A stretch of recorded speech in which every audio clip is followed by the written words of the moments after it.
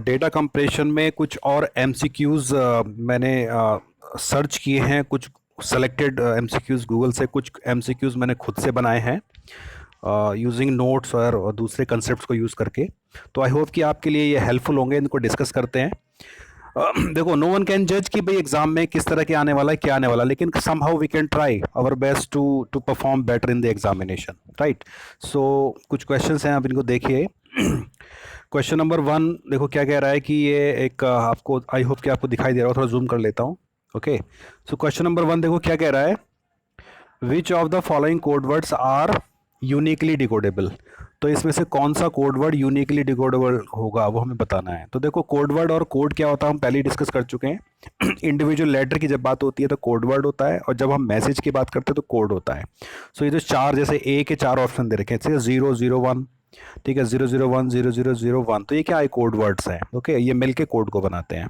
तो ये पूछ रहा है हमसे कि भाई ये यूनिकली डिकोडेबल इनमें से कौन सा है। तो देखो, अगर आपने यूनिकली डिकोडेबल का कंसेप्ट पढ़ा है तभी आप इसको कर पाओगे। तो ठीक है, वो लेक्चर नंबर 1 है अपना, अगर आपने उसको देखा होगा, आपने पढ़ा होगा, तो इजीली आप लगा लोगे। इसमें जो है डैंगलिंग सफिक्स का कंसेप्ट आता है, ठीक है। एक एक कोड वर्ड को हम दूसरे कोड वर्ड से क्या करते हैं, प्रीफिक्स चेक करते हैं, फिर हम उसका जो रिमेनिंग बिट्स होती हैं वो डैंगलिंग सफिक्स होती हैं। तो फिर हम चेक करते हैं कि क्या डैंगलिंग सफिक्स हमारी कोड वर्ड्स में ऑलरेडी एक कोड वर्ड अवेलेबल है या नहीं है। मतलब जो डैंगलिंग सफिक्स जो होता है ना, एग्जैक्टली अगर वो हमें एग्जैक्टली हमें कोड वर्ड मिल जाता है तो हम उसको वहीं स्टॉप कर देते हैं, वो यूनिकली डिकोडेबल नहीं होता। जैसे आप पहले वाला एग्जाम्पल देखिए, पहला एग्जाम्पल क्या कह रहा है, इस एग्जाम्पल में देखिए 001। तो देखो, आप 0 और 01 में हम देखते हैं, तो 001 में 001 का एग्जैक्टली प्रीफिक्स है, तो रिमेनिंग बिट्स क्या बच रही हैं, 1 बच रही है। तो 1 क्या हो जाएगा, डैंगलिंग सफिक्स है। तो डैंगलिंग सफिक्स देखो क्या ऑलरेडी इसमें कोड वर्ड है, 1 नहीं है, तो हम 1 को इसमें ऐड कर लेते हैं लिस्ट में। ऐसे करके हम देखो दूसरा देखते हैं, एक और पेयर देखते हैं, कौन सा वाला, ये दूसरा वाला पेयर देखते हैं, कौन सा, ये दोनों वाला।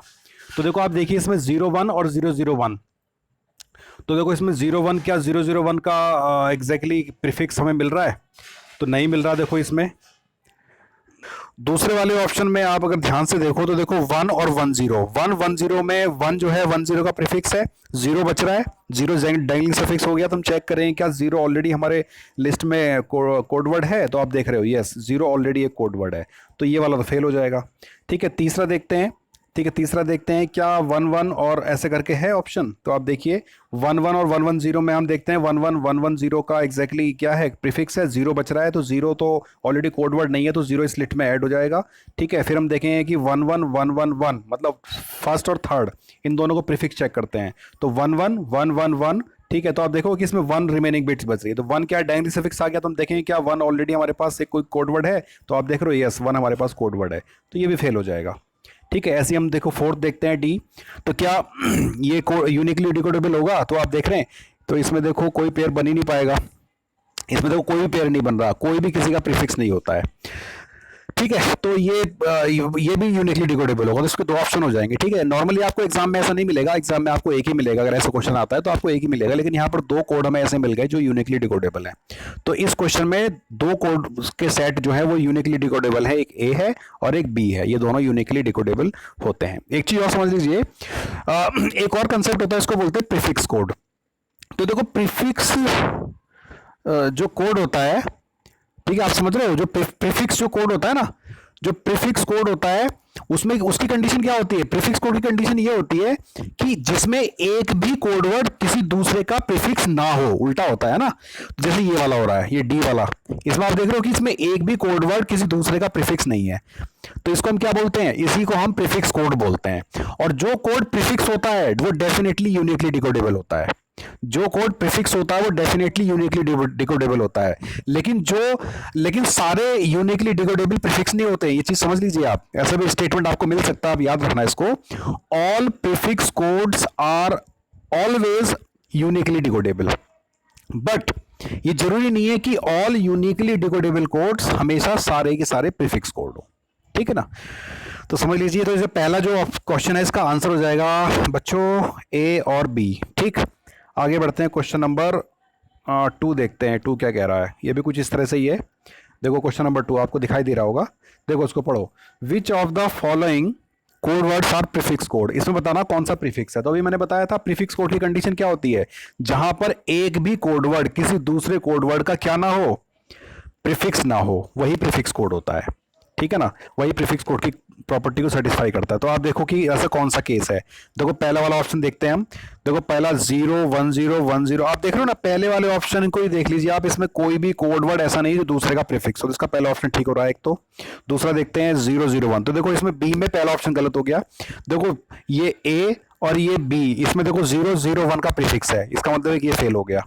देखो सी देखते हैं 0 0 0, तो 1 0 0 1 0, यस देखो यहाँ पर मिल गया हमें ये वाला। इसमें देखिए यहाँ पर देखो 10 और 1 0 1 का प्रीफिक्स है, तो ये भी सी भी फेल हो गया।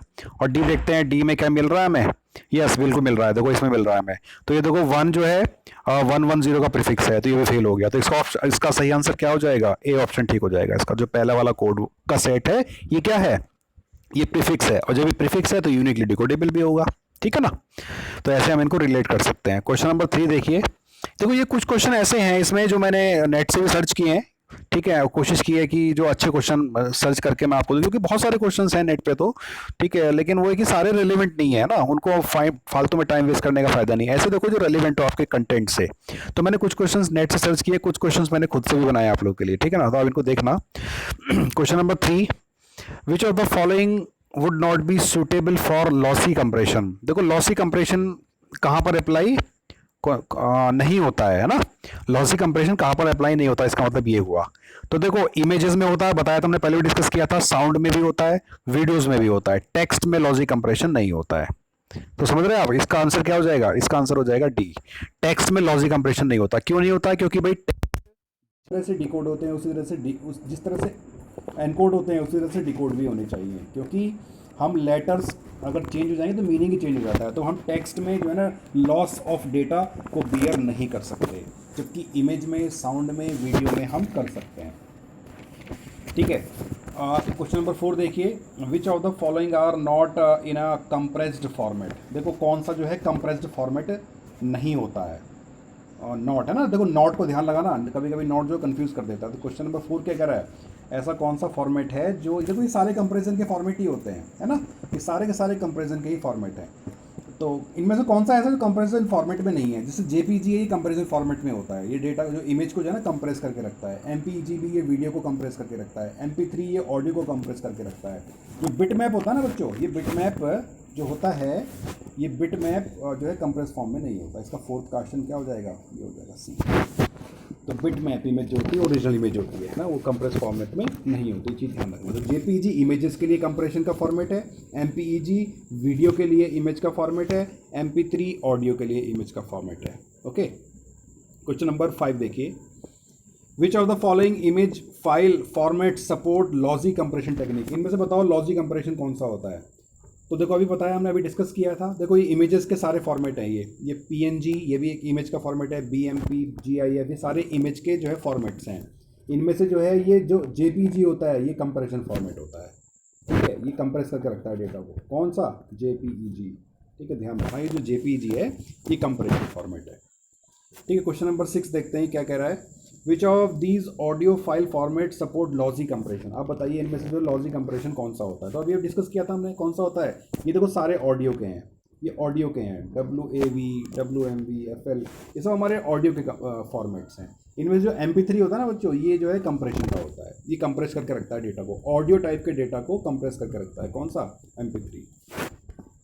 देखो अब क्वेश्चन 7 देखिए, थोड़ा लेंथी क्वेश्चन है, लेकिन आप समझोगे ध्यान से, कंसेप्ट आपको आएगा तो आप इजीली कर ले जाओगे क्वेश्चन को। तो क्वेश्चन नंबर देखो 7 क्या कह रहा है। क्वेश्चन नंबर 7 कह रहा है, क्या कह रहा है इसको देखो, ये कह रहा है which of the following is true statement about data compression. तो डेटा कंप्रेशन के बारे में ट्रू बताना है, तो अभी तो बता ले जाओगे आराम से, क्योंकि पढ़ा है आपने डेटा कंप्रेशन, तो आप इजीली कर लोगे इसको। तो क्वेश्चन नंबर 7 का देखो फर्स्ट ऑप्शन पढ़ते हैं, क्या कह रहा है। First option, data compression techniques can be use to reduce the size of a file for storage और ट्रांसमिशन। बिल्कुल ठीक है, पहला ऑप्शन हमें ठीक लग रहा है, बिल्कुल पहला ऑप्शन बिल्कुल ठीक है, पहला ऑप्शन ही हमें ठीक लग रहा है। बी देखते हैं, data compression techniques can only be used for certain type of data. नहीं, ये सर्टेन के लिए नहीं होता, ये गलत हो गया, ये किसी भी टाइप के डेटा के लिए यूज़ हो जाएगा, तो बी वाला गलत हो जाएगा। डेटा कंप्रेशन, थर्ड ऑप्शन देखते हैं, data compression techniques can not be applied to files being transmitted over the internet. ऐसा क्यों नहीं कर सकते भाई? जो ओवर द इंटरनेट हमें फाइल ट्रांसफर करनी है, क्या उन पर हम डेटा कंप्रेशन अप्लाई नहीं कर सकते? क्यों नहीं कर सकते? बिल्कुल कर सकते हैं। तो ऑप्शन नंबर सी भी आपका गलत हो जाएगा। ऑप्शन नंबर डी देखते हैं, lossy data compression should be use if there may be a need to recover all the original data. ये तो गलत बता रहा है भाई, ये तो लॉसलेस का बता रहा है। ये बता रहा है कि जब लॉसी, ये बता रहा है कि लॉसी ऐसा होना चाहिए कि जो डेटा हमने कंप्रेस किया वही हमें वापस मिल जाए, तो वो तो लॉसलेस में होता है, लॉसी में नहीं होता ऐसा। लॉसी में लॉस हो जाता है डेटा का, है ना। तो इसमें ऑप्शन नंबर 1 ठीक हो जाएगा। तो आप ऐसा पढ़ के इजीली आप बता पाओगे, क्योंकि डेटा कंप्रेशन तो आप पढ़ ही चुके हो, है ना। तो बेसिक कंसेप्ट्स आपको आते हैं, डेफिनेशंस आती है, तो आप इजीली इनको करके ले जाओगे। देखो क्वेश्चन नंबर 8 देखते हैं, क्वेश्चन नंबर 8 क्या कह रहा है। ओके, क्वेश्चन नंबर 8 देखिए, ए सॉन्ग, देखो ये भी एक इंटरनेट से मैंने क्वेश्चन उठाया है, और देखिए इस क्वेश्चन को, a song is digitally recorded by an artist, okay, and saved to a file, ठीक है। Then the artist runs a program that takes the file as input and produces a new file. The new file does not include any sound data recorded that cannot be heard by the human ear. The artist then saves the new file over the original file। अच्छा, data जो है इसने ऐसे save कर करके, आप देखा ना कि पहले ऐसे सेव किया, उसमें फिर उसको चेंज किया, चेंज करने के बाद वापस रिकवर किया। तो वो ये कह रहा है कि भाई किस तरह का जो है इसमें स्टेटमेंट रहेगा, किस तरह का ये कंप्रेशन रहेगा। तो आप देखिए इसको, this is a logy transformation of data that results in a smaller size. इसका पहला ऑप्शन ही ठीक हो रहा है, क्योंकि देखो डेटा चेंज वापस से चेंज नहीं हो पा रहा है, वो ना ओरिजिनल फॉर्म में नहीं आ पा रहा है। जब वो डेटा ओरिजिनल फॉर्म में नहीं आ पा रहा तो वो कौन सा कंप्रेशन होता है? लॉजी कंप्रेशन होता है। तो बाकी सब स्टेटमेंट जो है गलत हो जाएंगे, ठीक है ना। तो बाकी सारे स्टेटमेंट गलत हो जाएंगे, ये पहला वाला ही ठीक हो जाएगा। और भी देख लेते हैं, this is logy information results in a larger size, नहीं लार्जर साइज थोड़ी करता है, छोटा करता है, दूसरा गलत हो गया। तीसरा, this is a lossless transformation of data that results in smaller size, lossless नहीं है ये, ठीक है ना। स्मॉलर साइज तो करेगा लेकिन लॉसलेस नहीं है। और चौथा क्या है, this is a lossless transformation, lossless तो है ही नहीं है ना। तो क्वेश्चन नंबर 8 का जो है फर्स्ट आंसर ठीक हो जाएगा। अब देखो क्वेश्चन नंबर 9 देखते हैं, ये 2 पेज पे चला गया, कोई नहीं, देखते हैं इसको। क्वेश्चन नंबर 9 क्या कह रहा है, देखो, इन हफमैन कोडिंग, देखो हफमैन कोडिंग का क्वेश्चन आया। In Huffman coding data in a tree always occur at. आप मुझे बताइए, जो हफमैन ट्री बनता है उसमें डेटा कहाँ पर रहता है? रूट्स पे रहता है, लीव्स पे रहता है, ठीक है, रूट्स पे रहता है। जो हफमैन कोडिंग होती है उसमें जो डेटा है वो कहाँ पर रहता है? रूट्स पे रहता है ट्री में, वो ट्री की लीव्स पे रहता है, लेफ्ट सब ट्री पे रहता है, राइट सब ट्री पे रहता है। तो आपको पता होगा ना इसका आंसर क्या होगा, लीव्स पे रहता है। डेटा जो ना हमेशा वो लीव्स पे रहता है। जैसे मान लीजिए ये एक नोड है, ये रूट नोड है, ये लेफ्ट नोड है, ये राइट नोड है, ये लेफ्ट नोड है, ये ऐसे करके बहुत सारे नोड रखे हुए हैं। तो देखो यहाँ पर इस वाली जगह पर डेटा नहीं होगा, यहाँ पर भी डेटा नहीं होगा। डेटा कहाँ होगा? एक तो डेटा यहाँ पर होगा, एक डेटा यहाँ पर होगा, एक डेटा यहाँ पर होगा। जो लीफ नोड होते हैं ना उन्हीं पर डेटा होता है, तो बीच वाले जो नोड होते हैं इन पर डेटा नहीं होता है, ठीक है। तो क्वेश्चन नंबर 9 का आंसर क्या हो जाएगा? क्वेश्चन नंबर 9 का आंसर हो जाएगा क्या? लीव्स, बी आंसर हो जाएगा इसका। क्वेश्चन नंबर 9 का आंसर हो जाएगा बी। ओके, 10th क्वेश्चन देखते हैं। देखो ऐसा क्वेश्चन ये भी देखो, एक देखा था, नेट से उठाया था मैंने क्वेश्चन, आप देखिए इसको।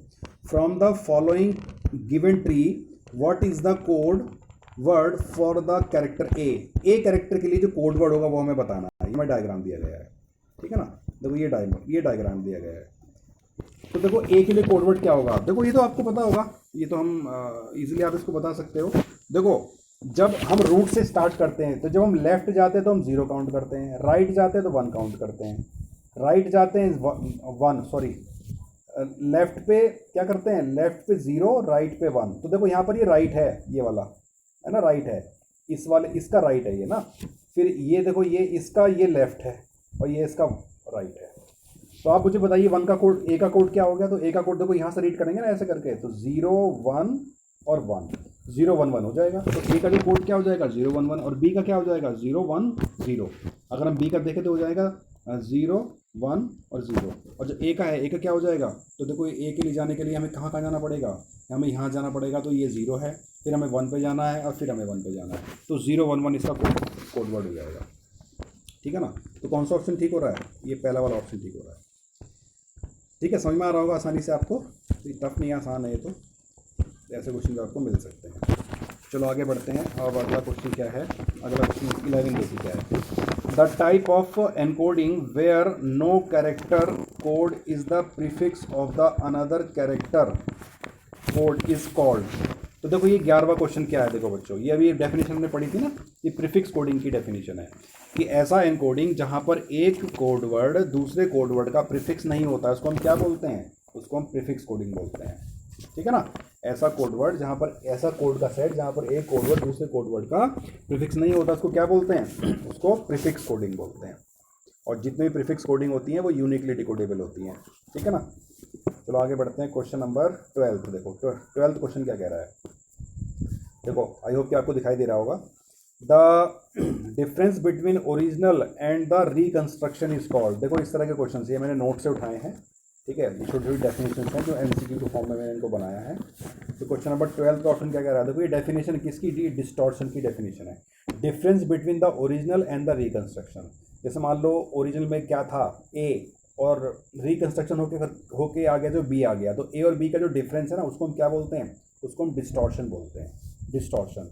तो difference between original and reconstruction उसी को हम डिस्टॉर्शन बोलते हैं, ये डिस्टॉर्शन की डेफिनेशन है। 13 क्वेश्चन देखिए, 13 क्वेश्चन क्या कह रहा है, 13 क्वेश्चन कह रहा है कि भाई difference between the data and the model. अच्छा, डेटा में और मॉडल में, देखो मॉडलिंग एंड कोडिंग ये एक टॉपिक है आपका, मॉडलिंग एंड कोडिंग। जब कभी किसी डेटा को हम कंप्रेस करने के लिए जाते हैं ना तो हम मॉडलिंग करते हैं, तो पहले मॉडल बनता है फिर उसकी कोडिंग होती है। तो 4 तरह के मॉडल होते हैं, ठीक है, जिसमें एक मॉडल होता है फिजिकल मॉडल, एक होता है प्रोबेबिलिटी मॉडल, एक होता है मार्कअप मॉडल और एक होता है composite source model. 4 data model जो होते हैं वो यूज़ होते हैं। इन 4 मॉडल को यूज़ करके हम पहले मॉडलिंग करते हैं, मतलब कि प्री रिक्विजिट तैयार करते हैं और फिर उसके बाद हम कोडिंग करते हैं।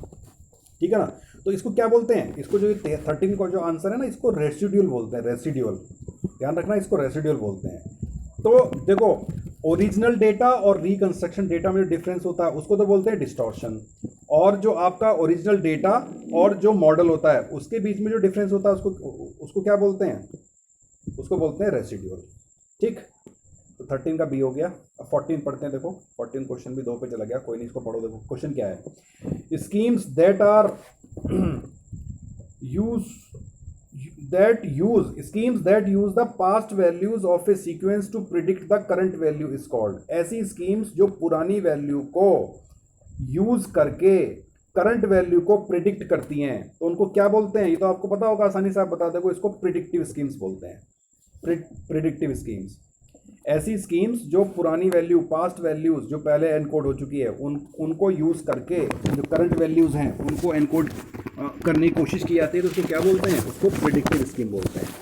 ठीक है ना, नेक्स्ट क्वेश्चन नंबर 15 देखते हैं। Who propose the information theory scheme. तो ये भी आपको पता होगा, ऐसे भी क्वेश्चन आपके एग्जाम में बन सकते हैं। Who propose the information theory scheme, ये तो पता है आपको, सैमुअल मॉर्स ने किया क्या, नहीं। क्लाउड एल्वुड शैनन ने किया, यस। क्लाउड शैनन नहीं किया, ये क्लाउड शैनन का काम है भाई। इंफॉर्मेशन थ्योरी का जो रूल दिया था ना, जो एंट्रोपी वगैरह जो आता है, entropy, information theory rule, self information, ये सारी चीज़ें किससे जुड़ी हुई हैं, क्लाउड शैनन से जुड़ी हुई हैं। ठीक, क्वेश्चन नंबर 16 देखते हैं। देखो ये भी एक आपके नोट्स का क्वेश्चन है, बुक से लिया गया है ये। Barking of a dog during a burglary is a type of event. ये हाई प्रोबेबिलिटी इवेंट है, लो प्रोबेबिलिटी इवेंट है, जनरल इवेंट है कि कुछ भी नहीं है। तो ये हाई प्रोबेबिलिटी इवेंट है, मतलब कि जब कोई चोरी हो रही हो या कोई ऐसी सस्पिशियस एक्टिविटी हो रही हो तो जो डॉग है वो मतलब भौंकने शुरू कर देते हैं ना, तो ये हाई प्रोबेबिलिटी इवेंट इसको बोला जाता है। तो इस तरह के क्वेश्चन भी सिचुएशन बेस्ड शायद आपके पास बन जाए, तो आपके पास इस तरह के आइडिया भी होना चाहिए। ठीक है ना, तो इट इज़ तो barking of a dog at that time is a high probability event.